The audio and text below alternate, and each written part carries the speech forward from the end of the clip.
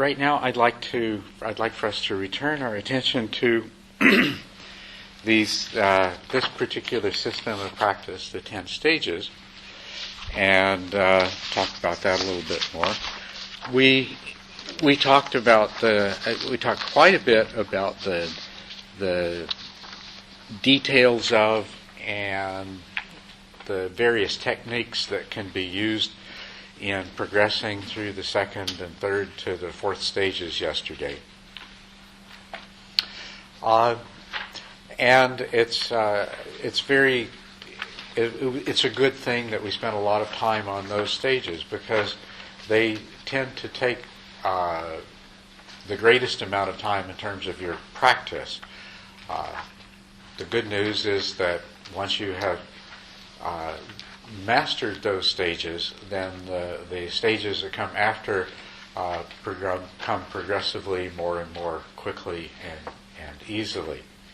But I do want to talk about these other stages and hopefully give you as clear an understanding as I can of the road that lies ahead, so to speak, after you have achieved entry into the fourth stage and are practicing there.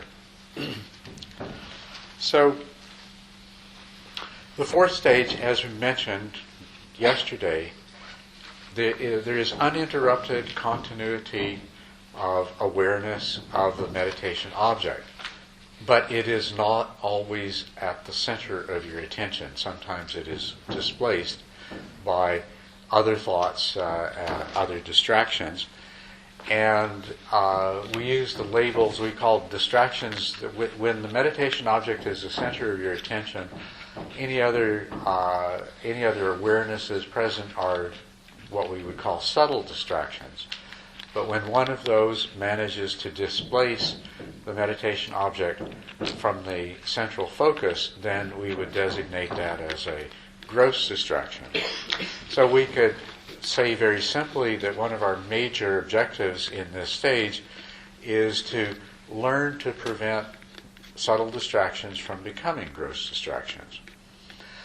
Side by side with that is learning to recognize strong dullness when it develops, and training ourselves so that we bring the mind back to a state of as much fully mindful awareness as we can. We can regard both of those, both dullness and gross distraction, as a form of scattering of the attention, because when the meditation object is at the central focus of our attention, we have a very clear awareness of it. When it slips into the background, it's much more diffuse. And so the effect of these distractions by competing for attention is to scatter the attention to more places and therefore make it weaker or more scattered. But also dullness has the same effect. It weakens the power of our mindful awareness, and it also has a scattering effect, that it's no longer, our mindful awareness no longer has that pure concentrated power, because it's now diffused into dullness. So the fourth stage is about reducing the scattering of attention through either dullness or distraction. The main thing that we're cultivating in the practice that's allowing us to do that is introspective awareness, because it is introspective awareness that it alerts us to the fact that a subtle distraction has become a gross distraction. But as we proceed, more importantly, it's introspective awareness that alerts us to the fact that a subtle distraction is starting to become a gross distraction, even before it succeeds in displacing the meditation object. And of course, it's as we have more and more introspective awareness, then anytime we sense that we're starting to lose our focus, we just sharpen up our awareness on the meditation object. The same thing with dullness. When introspective awareness alerts us to the fact that dullness is beginning to develop, then we can, if we catch it early enough, just refocus our awareness on the meditation object and come back out of that. Yes? So this is a question about doing things in the right order. Mm-hmm. And so I'm not in the fourth stage yet, okay? And I'm wondering, should I try to do those things even though I'm not in the fourth stage yet, or should I just, hey, Yeah. that's next month. Yeah. Right now, just keep bringing the breath back. When you're in the third stage, you have longer periods of time when you're with the meditation object. And when you're with the meditation object, you're in a state that corresponds to the fourth stage. So when you're in a state that corresponds to the fourth stage, even if it only lasts for a minute, then you practice in that way. You try to arouse introspective awareness to alert you before a distraction causes forgetting or before drowsiness arises. Darn. Darn? Well, now that's more work. So I can start now. It's not work, Neil. Oh, maybe that's my problem. Yeah. It's not. Yes, it's just being aware of what's going on, so that you don't have to go through that whole. Oh, I forgot the meditation object again. I guess I better go find it. See, it's saving you trouble. Okay. So there's, and it's a good question because it illustrates the continuity. I mean, we impose this division and say that's the third stage because we can't sustain our attention for the whole time. This is the fourth stage because we can. But there's really a continuity. It's just a question of how long we can sustain our attention, and then whether our attention, whether we're in a shorter period of sustained attention in the third stage, or where the whole sit is sustained attention in the fourth stage, the work to be done is the same. It's if you realize that a subtle distraction has become a gross distraction, then you bring the focus back to the meditation object. Which, by the way, has the benefit that if you feel like you're spending an awful lot of time in the third stage, well, remember, you're already doing most of the work that you'll have to do later. So that's one of the reasons that it keeps getting easier. Okay? Yes? Dullness. Maybe you can help me with a little bit. I've heard that Einstein, and there's a word for it, I can't think of it, could sit for 2, 3, 4 hours staring, so to speak, as his peers would have said. And I doubt if he was dull. I doubt he was too. He would have been thinking in a very concentrated and focused way. He would have been carrying on an analytic process. This is actually something that you may first become aware of in the fourth stage, and you'll definitely become aware of it as your focus and your mindful awareness improve through the subsequent stages, is that you acquire an incredible ability to think in a focused way. And you can apply that formally in what is called analytical meditation, which is actually what Einstein was doing. Einstein would have some problem that he was trying to find a solution to. And so he was sitting down and using a very focused mind was carrying out analytical processes in search of answers to his questions. And that is a skill that you acquire at about it becomes really pronounced at about the fourth stage, and then becomes much stronger as you progress. And you can do analytical meditations. You can sit down and say, okay, for the next half hour, I'm going to really try to understand the five skandhas. Or you can take a particular text that is very meaningful to you, and read it over, have it really clear on your mind. Actually, the way they would normally have done this in the monasteries over the last couple of thousand years would be to memorize the passage and then sit down and begin a process of analytical meditation intended to bring you to the clearest and most profound understanding you can of it. So discursive thought is a part of single-pointed, focused concentration. And you'll discover that incidentally along the way, because you know how problems and concerns that you have in your life come up as distractions anyway. And you'll find that you can focus on them and actually come to effective solutions more readily than you used to be able to. So there will come a temptation to do that in your meditation. So my caution would be, always separate the two.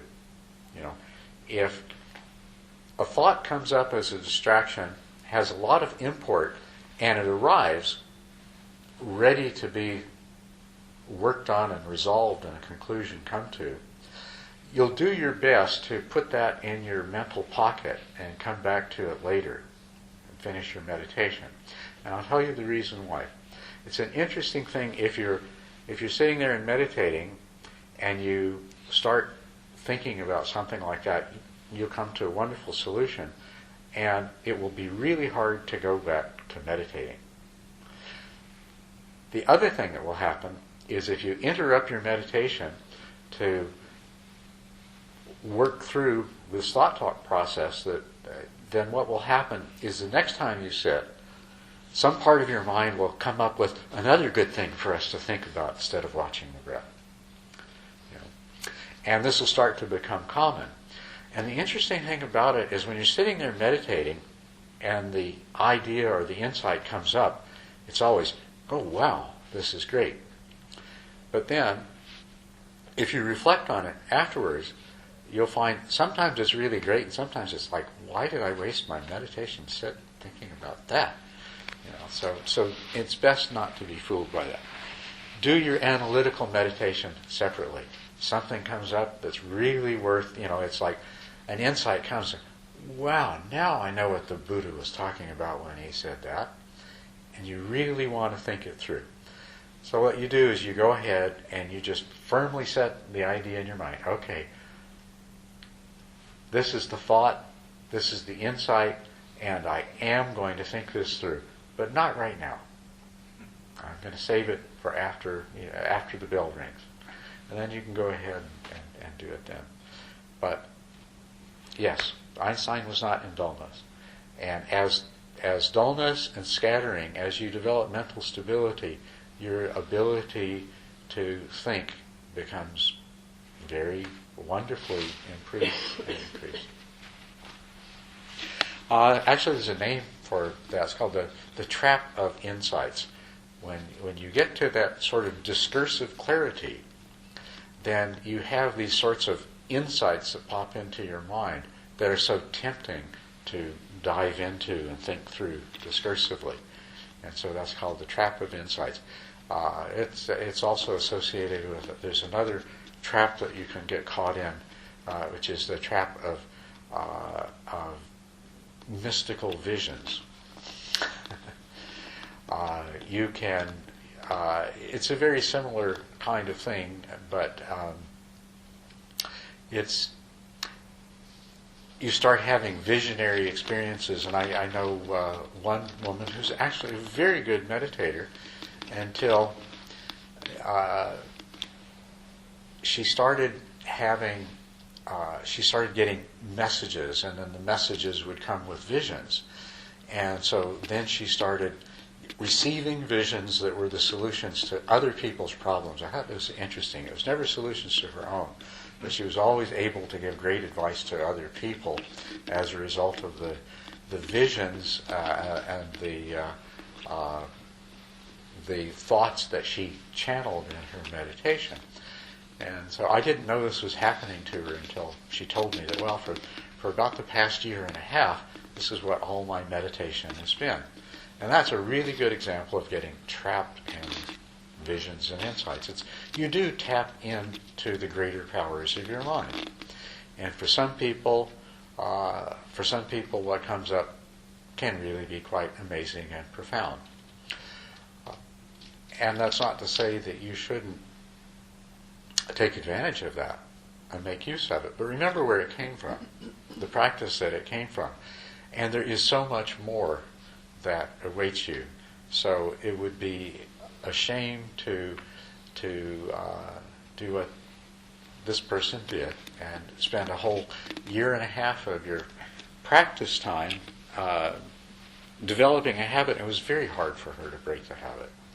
Very hard. Once a habit like that gets established, she'd sit down and she'd start to meditate, and within a few minutes, some meaningful vision would appear, and it took a long time for her to get over that. So, And well, how did she eventually? Was she able to just acknowledge it and return and not get involved in that's right. the conversation?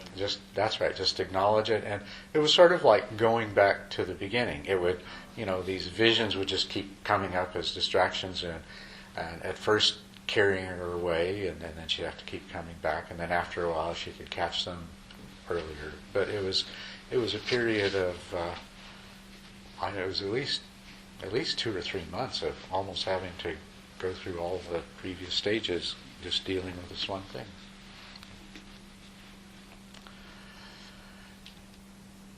Okay, back to going through these things sequentially.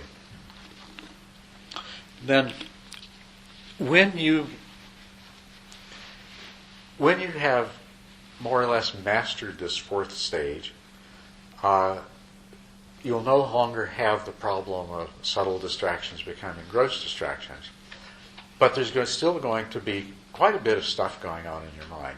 A lot of thoughts in the background, chatter, memories, the awareness of external sounds and sensations, and the little thoughts that are triggered by those. And it's still going on all in the background.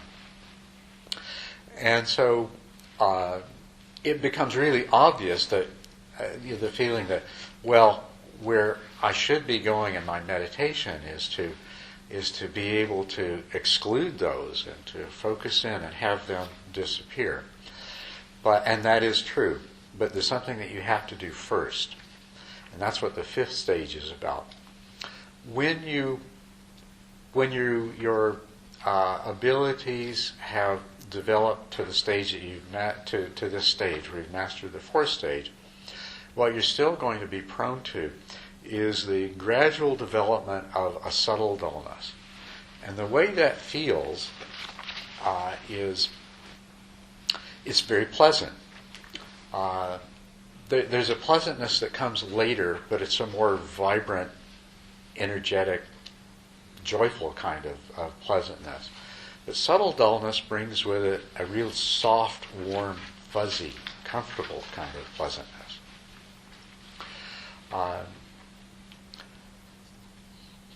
The other thing is that your meditation object loses its clarity, and it begins to lose clarity more and more, but also the scope of your awareness focuses in, so that if you're not aware of this as a process that tends to happen, what experience you'll have is you'll say, my meditations are getting better and better. I sit down and that PT, that rapture they talk about, I think I'm starting to get it. It's really pleasant. And I'm getting very single-pointed. My mind just sort of focuses in on the meditation object, and there's, all the thoughts just disappear. And my meditation passes so quickly, the bell rings, and it's hard to believe it's been an hour. But if you ask a few questions, you realize there wasn't much conscious awareness in that hour. It started off and then just very gradually crept to a fuzzier and fuzzier kind of level, and so the person passed this period of time in this state of dullness.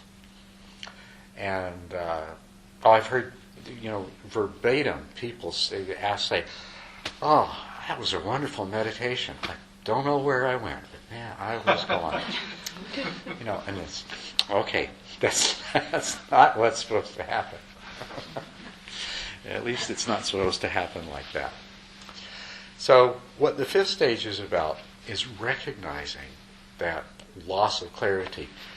And you don't want to try to stop the thoughts and stop the awareness of external phenomena and stimuli too soon, because they're part of what's keeping you alert.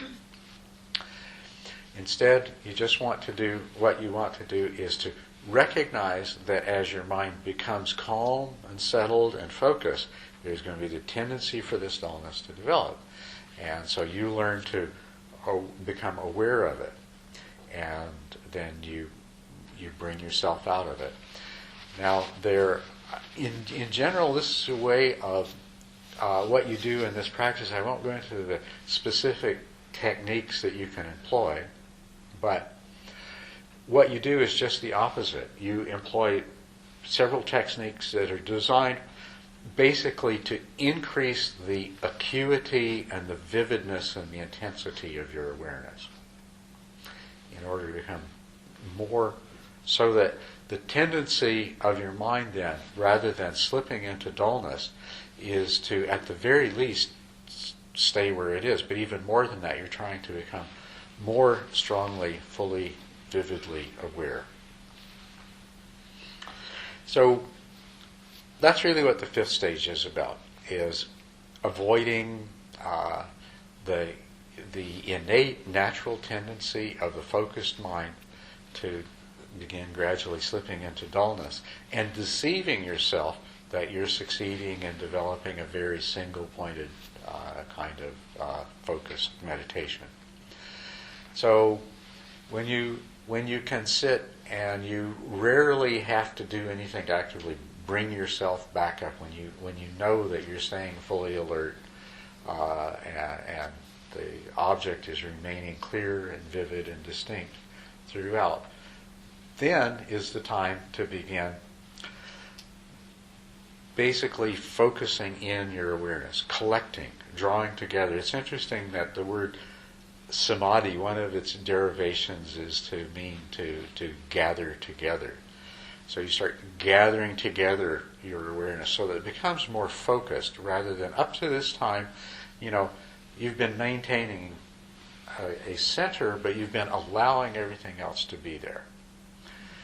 But you do become quite tired of the constant chatter of your mind, and the way that your mind keeps being perturbed every time somebody slams a door or coughs or honks a horn or something like that. And so you really have a strong inclination to go this way. It would be really nice if I could just exclude that. And the sixth stage is about that. It's about sharpening up the scope of your awareness and taking control of it. But it's not, it's described in terms of exclusive focus, but it's not about progressively becoming more and more narrow, because what you do is sometimes you become narrow and sometimes you become very broad, but it's about intentionally controlling, the scope of your awareness. So one of the practices that is used in that is to be aware of the sensations of the breath in the entire body.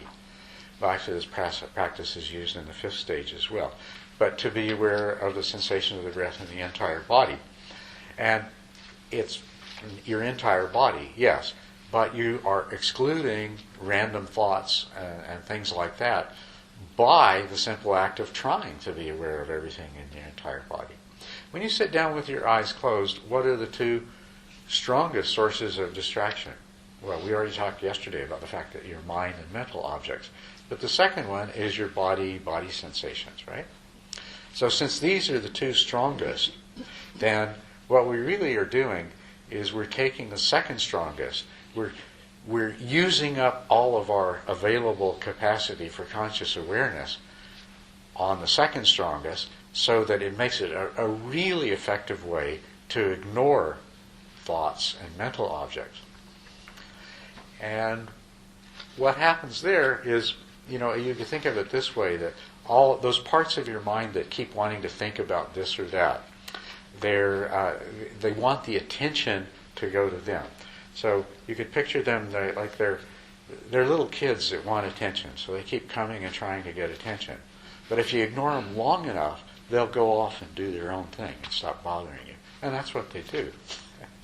So you can be aware of the sensations in your entire body for a while, and then you can bring the focus back down to the sensations around your nostrils, and you'll enjoy a period where the thoughts, there's not any thoughts there, and and you're just very, very focused, and it's quite nice. It'll begin to deteriorate, and then you can repeat the process. But thank you very much. What you are having the experience of then is a mind that not only can direct and sustain the attention. It's not just the pointing of the flashlight and the keeping it where it's pointed, but now you have control over the width of the beam. You can make it wide, you can make it narrow. This is great. Sometimes you want to investigate something very closely, so you put all of your power into a narrow focus. Other times, you're more interested in seeing how everything is related to everything else, or something is related to something else. So you expand your focus so that you can be aware of more at one time. So the sixth stage, you have the ability to rest in what can be described as single-pointed concentration with exclusive focus. But keep in mind that single-pointed does not mean small. It can be any size. A point of any size. Okay? But what's important about it is once you've defined it, it tends to be relatively stable, and you can enjoy that stability. And so you practice, and the six stages comes about, and this is really wonderful, but and then you've entered the seventh stage when you succeed. And when you can do this consistently for long periods of time, we would say you're now in the seventh stage. But you realize that there's still something unsatisfying about that, which is that it requires constant vigilance. Wouldn't it be nice if your mind would just stay where you put it till you're ready to move it, instead of having to constantly be on guard, and if thoughts start to creep in and the distractions start to develop, of having to correct for that. Or if you realize that there's a tendency for dullness starting to develop, that you have to correct for that. And that's what the seventh stage is about. It's basically through just continuing to be vigilant and making those corrections as necessary. At some point, a change takes place in your mind, and the vigilance is no longer necessary. The stability of your practice becomes effortless. And that's really what defines the eighth stage, is now that you have effortless attentional stability, and you can sustain your mindful awareness effortlessly. Now, in terms of how this is traditionally described, and going from the sixth stage to the seventh stage and then to the eighth stage, this is spoken of as achieving first mental pliancy and then physical pliancy, of pacifying the mind followed by pacifying the senses. The pacification of the mind, that was the experience that we just talked about, of being able to focus in the bodily, tactile realm well enough so that the part of your mind that kept producing all these distracting thoughts and memories and feelings withdrew into the background. You ignored it enough that it went away. And so this is what's described as pacification of the mind. But those processes are still going on somewhere beneath the surface or outside of the sphere of your conscious awareness, or you might say subconsciously, all the thought processes are still there. And so if you let up your vigilance, they'll creep back into the sphere of your conscious awareness. They'll begin to reinsert themselves, and they'll go all the way to taking you on a little trip around the world if you don't do something about them. So we've pacified the mind entering the seventh stage in the sense that we've gained sufficient control over the scope and the focus of our awareness that we can ignore these things and keep them basically outside of our awareness. Then what happens then? So that's the mental pliancy, and then we begin working on physical pliancy. But before the physical pliancy really becomes well developed, before we succeed in pacifying the senses, there is another remarkable change going to take place. The mind now starts to become, your herd of cats that has gradually becoming more and more well behaved it's like a Disney movie. They become a Disney cat dance troupe doing synchronized dancing, each stepping in time to the same music, so they're all going together. And so that's what makes it effortless.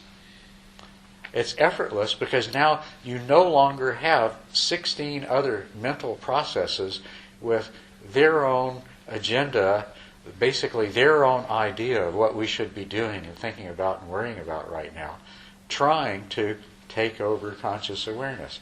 Instead, all the different parts of your mind are starting to get on board with the same project. And when that occurs, it becomes very easy. Part of some parts of your mind that are being brought on board with this are those that normally process the tactile information of your body and the auditory information of sounds in the environment and so forth.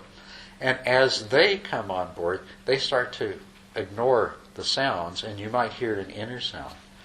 They start to ignore the ordinary body sensation, maybe the burning feeling where your ankle is in contact with the cushion you're sitting on, and maybe the achiness in this one hip that you've always had a problem with, and then maybe the tightness in your shoulders that always develops after you've been sitting for so long, or whatever it happens to be. There's all this whole collection of sensations that have been a part of your sitting experience up to now, and you've been kind of ignoring them and letting them be. And now they just disappear, and instead, the body just feels so nice and still and calm and pleasant. And so these changes are what are referred to as pacification of the senses. And when they become fully developed, when you've achieved a state of mental pliancy, that's accompanied by some very interesting phenomena. The body is not only still and comfortable, it's actually suffused by a feeling of pleasure. Usually this is preceded by a lot of other sensations. You'll feel a lot of energy, tingling, a little vibration under the skin and things like that. But as it matures, it begins to become more of just a pervading, pleasant feeling in the body. And you can literally sit for hours. You are so comfortable and it's so pleasant that there is just absolutely, as a matter of fact, it gets difficult to move when it's time to end the meditation, in the sense that, it feels so good that the idea even just to move my finger and disturb this perfect serenity of the body is almost a tragedy. So you sit there, and you'll see people who've meditated for a long time. The bell rings and they'll sit there and it'll be a long time before they move. They just, it's a shame to have to let go of this, but I guess I do. Okay.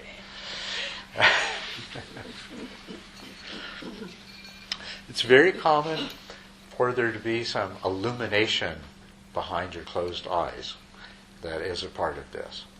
And as it develops, it might be flashes of light of different color. It might come and go. It might be floating orbs that get brighter and dimmer.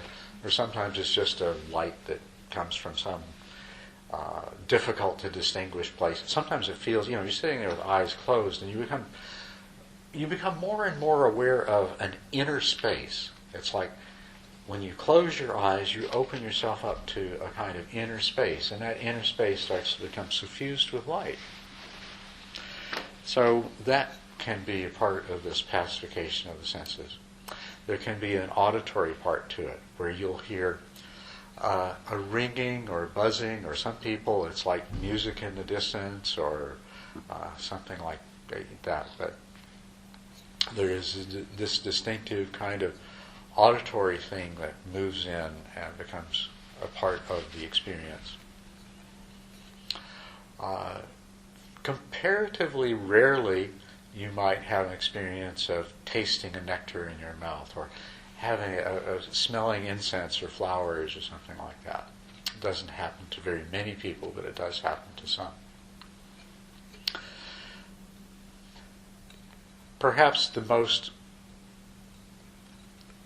wonderful thing that happens accompanying with this is that there arises a sense of joy, of joyfulness, of just very happy joyfulness. And it's kind of exciting. And it's, at first, until you get used to it, it's very disturbing. So in the 8th stage, with the completion of this process of pacification of the senses, you'll have the arising of piti. And all these things I described here come under the label of piti. Piti means basically joy. But the sense of joy is accompanied by the light and the sound and the bodily pleasure and everything else.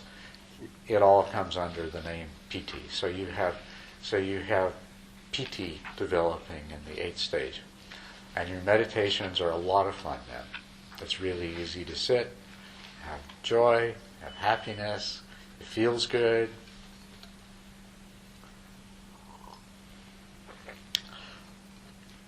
And it's very exciting.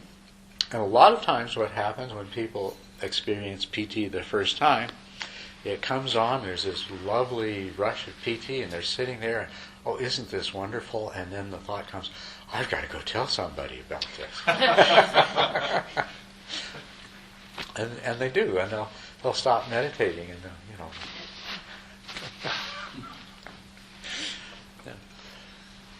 So the 8th stage is really is letting this develop fully. And it comes to its full development there. These latter stages tend to happen fairly quickly. So you go from the 7th stage, once you have that effortlessness, you probably will have already had maybe some flashes of light and some feelings of energy moving in your body and some tingling and things like that. But these things would have been coming and going. And they might have lasted a few minutes and then they were gone. Might have been a couple of them together, but not all at once. In the 8th stage, they're all coming at once, and they're lasting a long time, and they become more and more easily accessed. Then, when you start to regularly have this full development of PT, whether or not you have the lights, not everybody does. Whether or not you have the sound, not everybody does. But what everybody is going to have is a really comfortable, still, pleasant feeling that pervades their body, and a kind of joyful happiness that is in their mind. So when that happens, when that can arise fairly consistently, then you have completed the 8th stage. And the 9th stage is all about getting over the fascination with this. Because, it varies in different people, depending on how strong it is in you. If the joy is really strong and the pleasure is really strong, then this may be all you want to do, is you just want to sit here and revel in this for as long as you can. So the ninth stage is about getting used to it. It's about getting, in a sense, it's about getting tired of it. The joy and the feelings in your body, and you still have a lot of energy in your body, and it's kind of disturbing. And so you'll get tired of it after a while, and you'll start wanting more of a peaceful, tranquil experience, and you'll get that. The intensity of the PT will subside. It won't disappear, but it will subside. And there will be a tranquility and an equanimity that develop in its place. And this is what marks the movement into the 10th and final stage, is where there's still the PT, there's still a pleasant feeling in the body, there's still a joy in the mind, and a happiness in the mind. But now there is a strong component of tranquility and equanimity. Equanimity is non-reactivity. That, pleasant things, that's really nice, but I can take it or leave it. Unpleasant things, that's too bad, but I can take it or leave it. That's the feeling of it. You're just really all right with whatever it is. And so that's what characterizes that 10th stage is, of course, you have the ability to concentrate that you've developed. You have the high level of mindful awareness that you've cultivated. You have the joy. You have the tranquility, and you have the equanimity. And so those in combination in the 10th stage are what we call samatha or shamatha, calm abiding, or shine in Tibetan. And I don't know what the corresponding term would be in Chinese. What's the Chinese word that corresponds to shine and samatha? There were quite a few actually. Oh, okay. Including transliterations such as 奢摩他. 奢摩他is a transliteration for shamatha. Shimota. Did I say that reasonably? Shimota? 奢摩他 Shimota? Shimota. Right. Sometimes Okay. it's simply translated as 直. Chu. Right. I like that's easier. Chu. Okay. Chu. So that's where we're going. That's how the whole process unfolds. Now, I'll take you back a few steps and tell you what some of the other possibilities are. Let's go all the way back to the 6th stage, where you can keep your meditation object at the center of your attention easily. There is still some discursive thought going on in the background, and you're still very aware of whatever noises are taking place. And if you do happen to have an ache or a pain or an itch somewhere, it's present there in your awareness. Everything is there, but you can keep really focused. And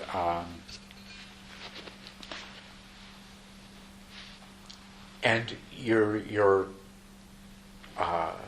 mindful awareness is strong. That's how you got here. You just finished working your way through the 5th stage, and you have strong mindful awareness.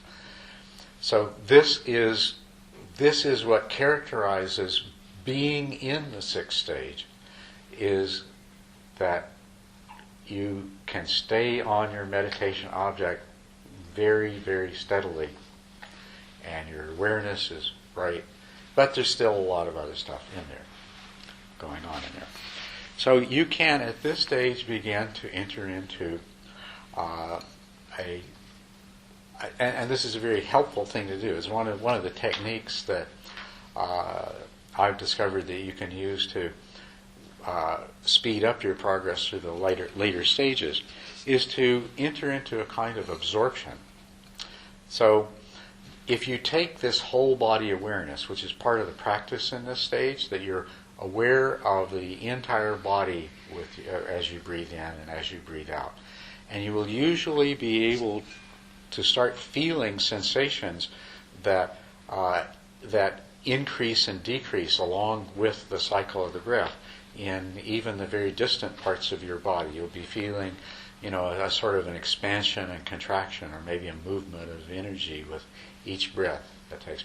So you take that as your object, and up till now, there's been a real high priority on introspective awareness, because if you released your introspective awareness, those thoughts that were going on were going to creep in.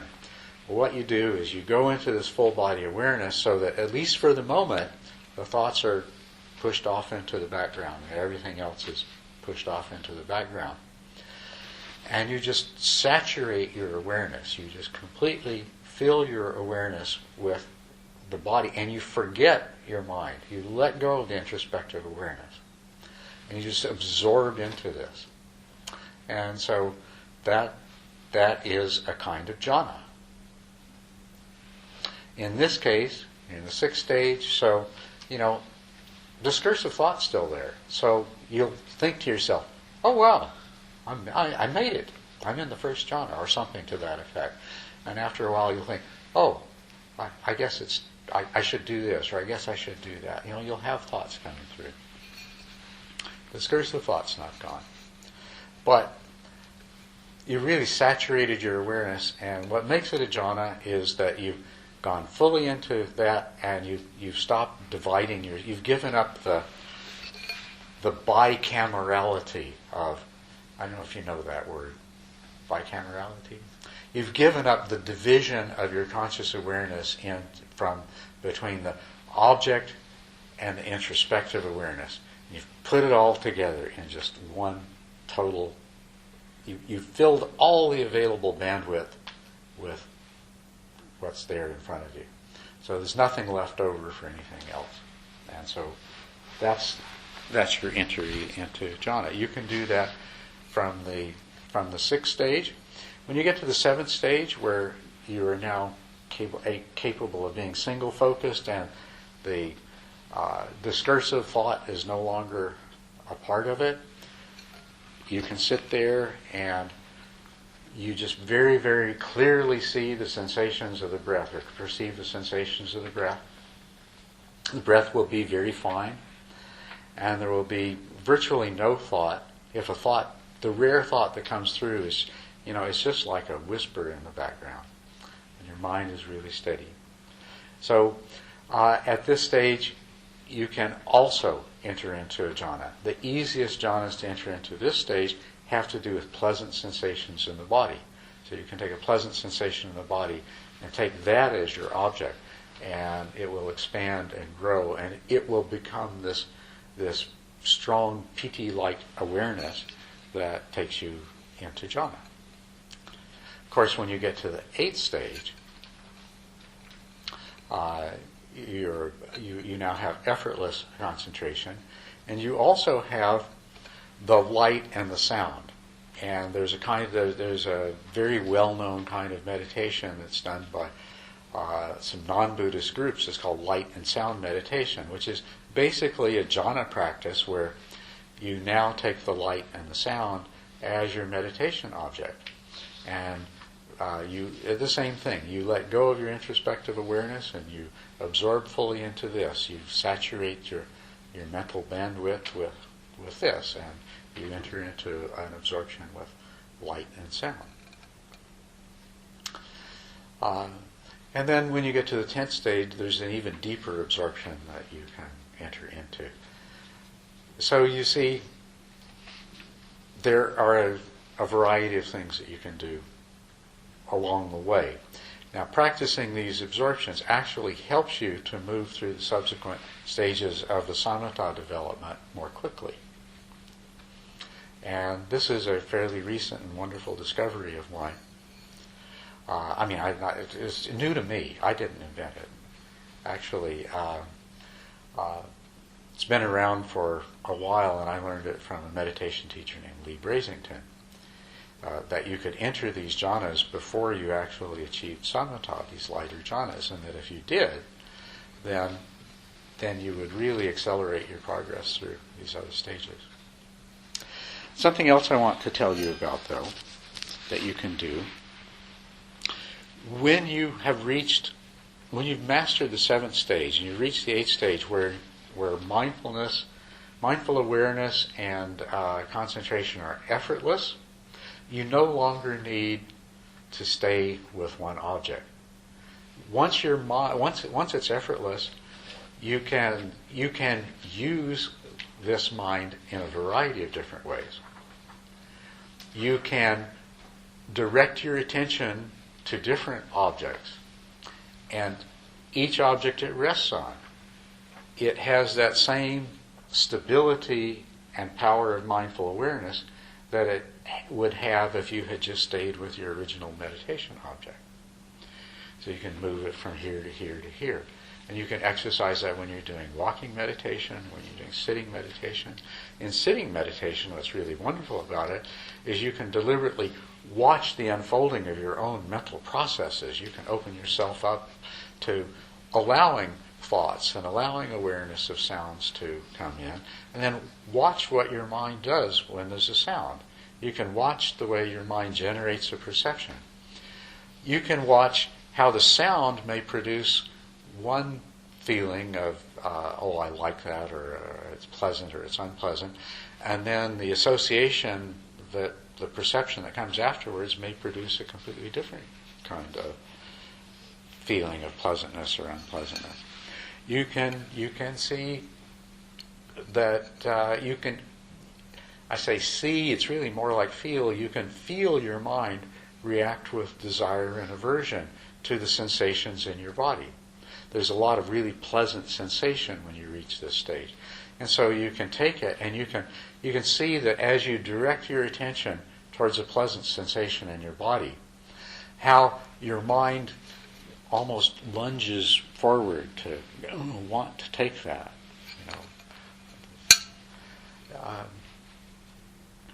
Another thing that you can do, because you no longer need to stay on one object, is that you can just open your mind up and follow any object that happens to present itself, any sensation, any thought. You can rest your attention on that until it disappears, and it'll arise and it'll disappear. And this is a method that's often used in certain kinds of vipassana practices. And when you get to this stage in your concentration, then you can just sit there and watch things arise and pass away. And your concentration won't be lost. It stays, it's effortlessly stable. So you can sit there and watch one thing after another arise and pass away, arise and pass away, arise and pass away. But what I think is the best thing of all that you can do when you reach this eighth stage and you have this mind that is, as the Buddha described it, malleable and wieldy. And to me, malleable means that you can bend something to serve your purposes, and certainly this is a mind that is malleable in that sense. And wieldy, we talked about how you can move your attention freely. It's wieldy, it's mobile, it's movable.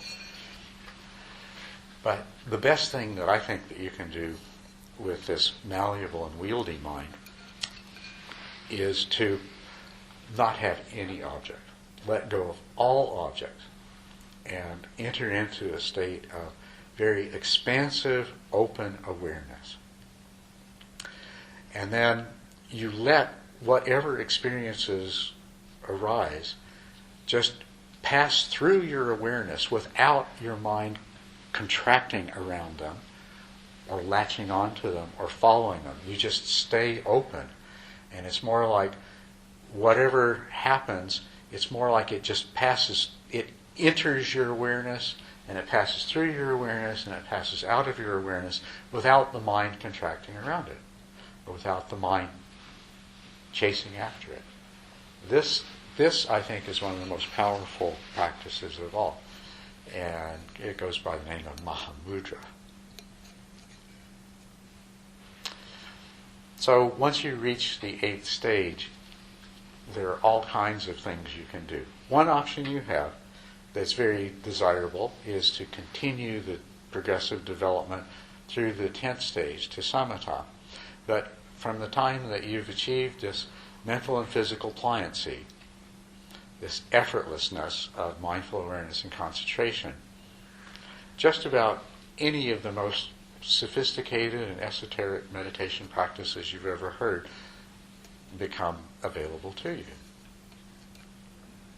And you can then embrace them.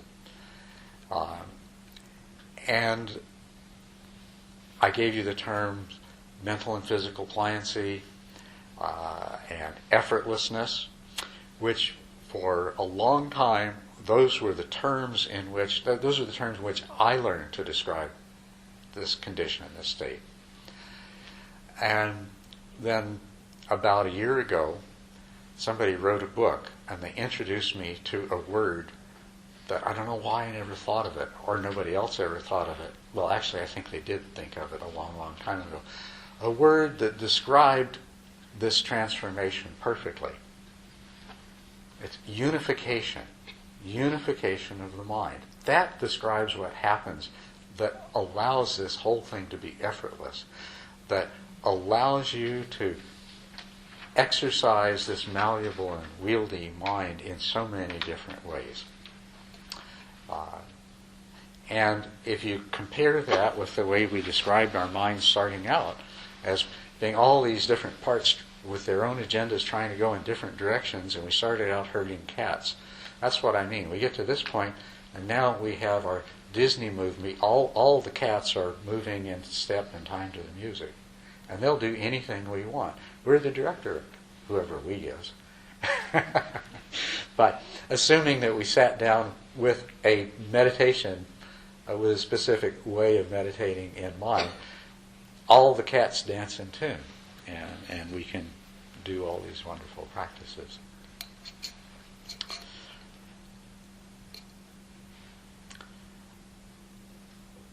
So that's the progression. That's where it goes. I'll mention one more thing.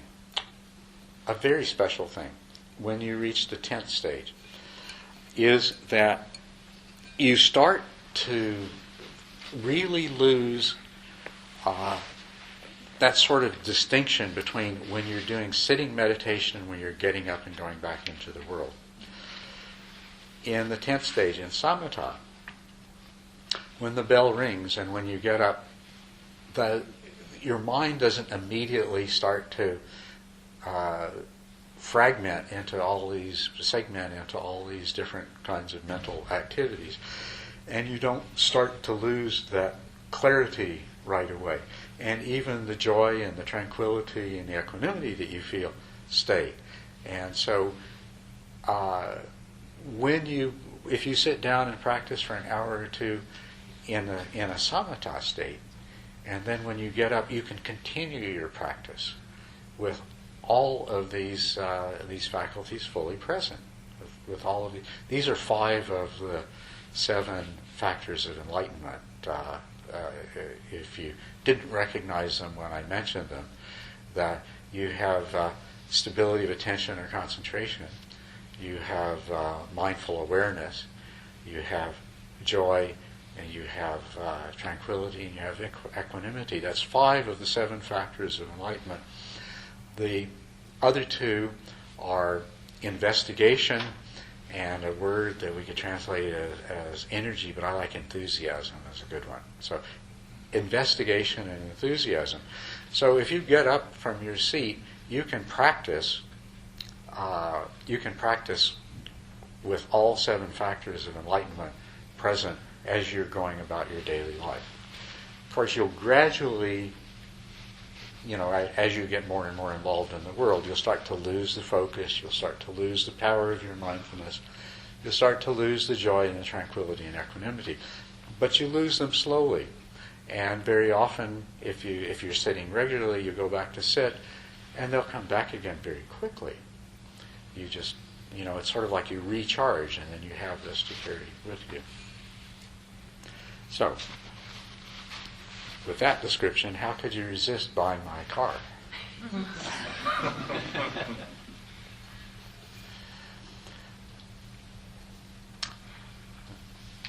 And questions? Yes. Yes, I have a question. Regarding to, you mentioned that get to the 8th stage, Yeah. and you can focus all the attention to different type subject, Yes. object. Then, and you also mentioned that you can see that racing and passing and all the sensation that, including the thoughts. Okay. So my question is that for the A stage, for all the way, it seems like A stage is rarely can have a thoughts come. Right? That's right. Yeah. But however, during the practice, I do come to the certain point, and I watch the thoughts, even including thoughts come and the racing and Right. passing. Is that time is back to No. that? Because if through the systematic come to that point, it seems like real have thoughts, but during the really set do have thoughts. So I don't know what's that kind of confusion. Okay. Well, yes. The conclusion is, you see, when we have a mind, parts of which are trying to do their own thing, and one part of which is trying to do its own thing, it's not one, several parts of which are engaged with different kinds of discursive thought processes, worries about this and that, and so forth. When they're doing their own thing, then they are something that is acting to scatter our awareness and disturb it. When we come to the state of unification of mind, you can relax and you can let the thoughts happen. And that's what you're doing. And that's what some of the other meditators, in the retreats, and they talk about experiencing the arising of desire and aversion and things like that.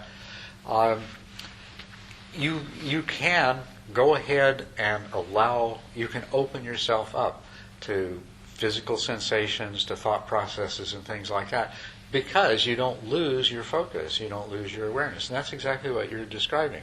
You go ahead and you let the thoughts come, right? Mm-hmm. You could focus in on your breath and the thoughts would go away, right? Yeah.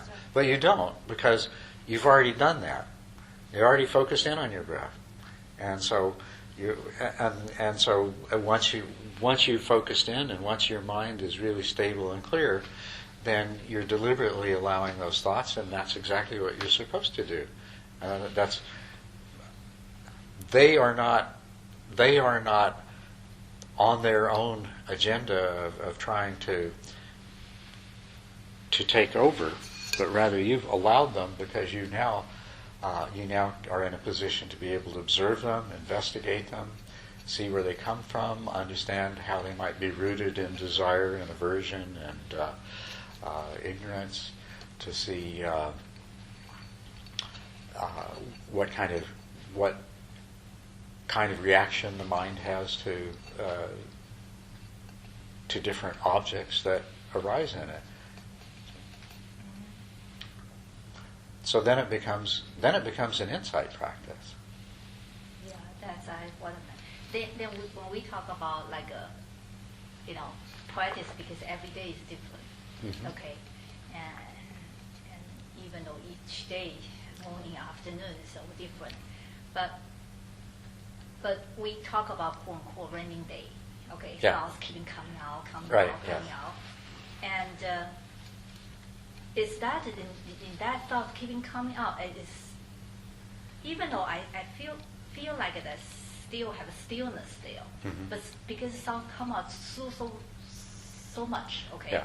so is that stage is back to the Somewhat. earlier? Yeah. Somewhat, but that's good because you have enough collectedness of the rest of your mindful awareness that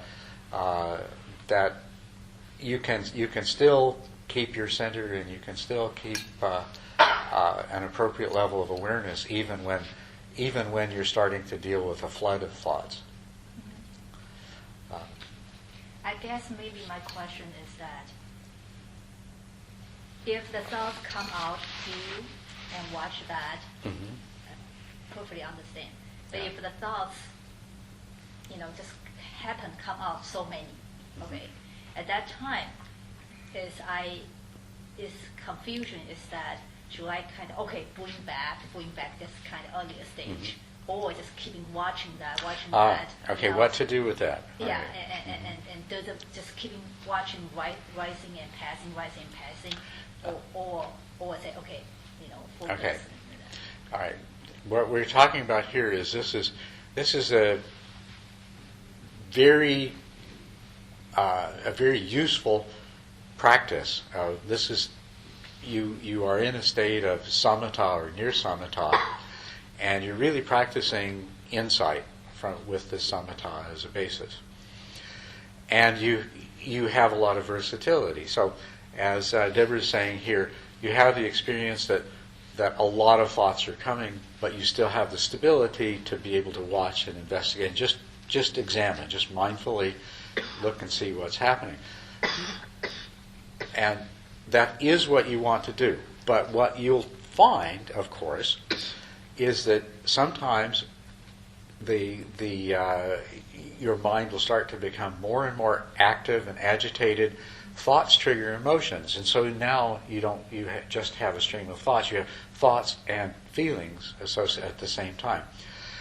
When it starts to come apart for you, when you start to lose your focus and it gets harder to just be in a place of observing the thoughts, observing the reactions, observing the emotions, then you can reestablish the samatha.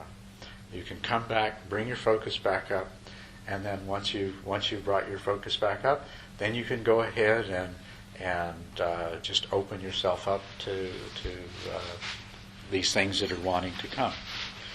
Because the whole point of having a mind with this degree of focus and clarity is to be able to examine the mind and examine experience the way it really happens. And no matter how good your samatha is, you can go out and get into a situation that it triggers strong emotions, and your attention is diverted in several different directions at once, and all of a sudden it's all gone, and you're just an ordinary person in ordinary consciousness, being overwhelmed by thoughts and emotional reactions, and your mind being divided over several tasks at once. But the point is that you have the skills now that you can bring yourself out of that. You can start bringing mindfulness to bear on this situation. You can start bringing focus in, and so that you can slow down the process, and you can on the one hand you can deal with it in the sense that you're not so prone to speak and act out of the emotions that are arising. As you start to reestablish your mindfulness, then you have restraint. But also you're in a position to observe and understand. When you're in this real life situation and the emotions that are due to your past conditioning are coming up, and the behaviors that you're used to responding with are, you feel those parts of your mind starting to formulate those words or make those facial expressions, or start to move towards those actions. You also have an awareness that is telling you that whether this is appropriate or not in terms of its origins. Is this something that's coming out of desire or aversion? And is this unwholesome? And what are going to be the consequences of allowing these thoughts and emotions to compulsively determine your behavior? So you have the opportunity to see that. And you have the possibility of restraint. Even if the restraint doesn't occur, the fact that you're mindfully aware while the emotion compels you to say the words or perform the action, it's going to have a very profound effect on your understanding at a very deep level. And it's going to modify your future reactions in the future.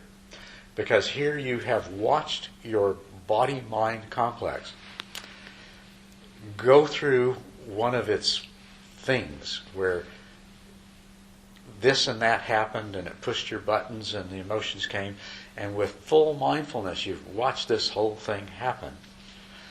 And the illumination of that conscious awareness through the mindfulness is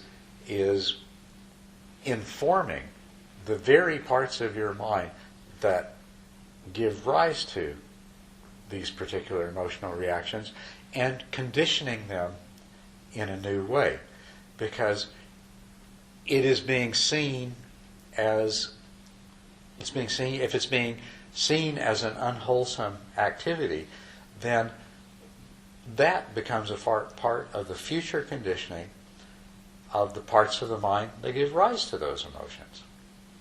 When mindfulness wasn't present, they just went through their whole thing. And then afterwards you said, oh no, why did I do that? When mindfulness is present, then you're creating, karma is the word for conditioning in this sense. So what you're doing, your reaction in a situation is due to your past conditioning, your past karma. The information that comes from your mindful awareness creates a new kind of karma. And the cumulative effect of the new conditioning is to bring about both knowledge, wisdom, understanding. Aha, I see what happens, I see how it happens. I mean, you by watching this, you could reflect on it and say, wow, talk about dependent origination. Now I've really seen exactly how that works. Boy, it would just happen to me. But the other thing, too, is you've also modified your behavior. You're not going to react in the same way to the same degree in the future. So we're always working on this kind of spectrum of real life with the brain, the body, the mind reacting the way they're conditioned to. The other end of the spectrum is we're sitting in meditation and we have roused the full power of the training of our mind in mindful awareness and concentration. And now we're able to move some of that, some of what's at that end, to over here towards this opposite end where we're just acting and reacting, and the cycle of dependent and origination is just cranking it away at 1,000 RPMs. And now we're bringing the power of mindfulness and attentional stability to bear on that process. And so, you'll find yourself sitting in meditation and things are coming up. But the converse of that is you'll find yourself out in the world and doing stuff, and the mindfulness will be there.